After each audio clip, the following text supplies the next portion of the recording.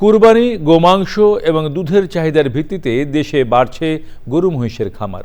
তবে পুষ্টিকর প্রাণীখাদ্যের অভাব এই খাতের বড় একটি চ্যালেঞ্জ। আর এই কারণে প্রাণীখাদ্য হিসেবে সাইলেজের ব্যবহার দিন দিন বাড়ছে ভুট্টার উৎপাদন। বিশেষ করে নদীর চর জুড়ে হচ্ছে ভুট্টার চাষ।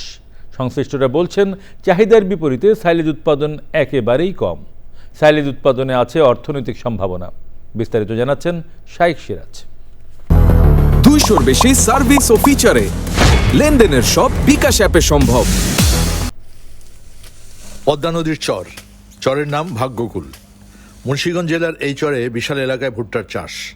ভুট্টা প্রাণীখাদ্যের জন্য সাইলেজ তৈরির মূল উপকরণ। দুই শিক্ষিত তরুণ মেহেদি হাসান আজিম এবং মনিরুল ইসলাম মানিক অন্য অংশীদারদেরকে নিয়ে উদ্যোগ নিয়েছেন সাইলেজ তৈরির।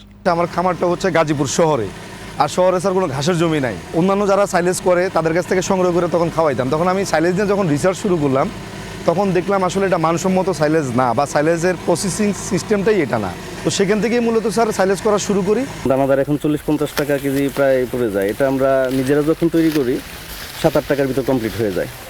বাণিজ্যিক আকারে তখন দেখা গেছে আমরা 50 পয়সা 25 পয়সা সেল যেটা বিক্রি করলেও প্রফিট থাকে। তারা শুধু নিজেরাই ভুট্টা উৎপাদন করেন না, কন্ট্রাক্ট ফার্মিং এর মাধ্যমে অন্য কৃষকদের কাছ থেকেও ভুট্টা সংগ্রহ করেন। তারা বলছেন, আমাদের দেশে প্রাণী খাদ্যে সাইলেজের ব্যাপক চাহিদা রয়েছে। এখন কতটুকু জমিতে আপনারা কতগুলো প্রজেক্টে এই কাজগুলো করছেন? এখন টোটাল 9টা প্রজেক্টে আমাদের ডিরেক্ট ফার্মিং, মানে আমরা নিজে বীজ রোপণ করে যেই উৎপাদন করতেছি, সেখানে প্রায় 2000+ জমি আমরা ফার্মিং করতেছি। এবং আমাদের সাথে কৃষকদের আরও কন্ট্রাক্ট ফার্মিং মোর দ্যান 3000 বিঘা জমি আমাদের সাথে ইনক্লুড আছে স্যার। বাংলাদেশের সাইলেজের বাজারটা অনেক বড় এবং এটা ডে বাই ডে আরও বাড়তেছে। সারা পৃথিবীতেই গবাদি প্রাণীকে প্রোটিনের চাহিদা পূরণে সাইলেজ খাদ্য হিসেবে দেওয়া হয়। সাইলেজ উৎপাদন, ভুট্টা চাষ ও এর মূল্য সংযোজন ব্যবস্থাপনায় ইতিবাচক প্রভাব ফেলেছে। বাংলাদেশের কৃষির একটা বড় চ্যালেঞ্জ হচ্ছে উৎপাদনকে একটি সংগঠিত, টেকসই এবং লাভজনক করা।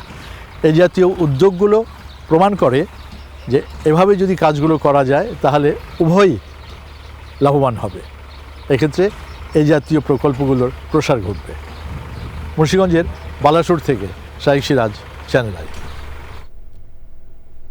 এ নিয়ে বিস্তারিত প্রতিবেদন প্রচার হবে আজ রাত 9টার সংবাদের পর হৃদয়ে মাটি মানুষ অনুষ্ঠানে।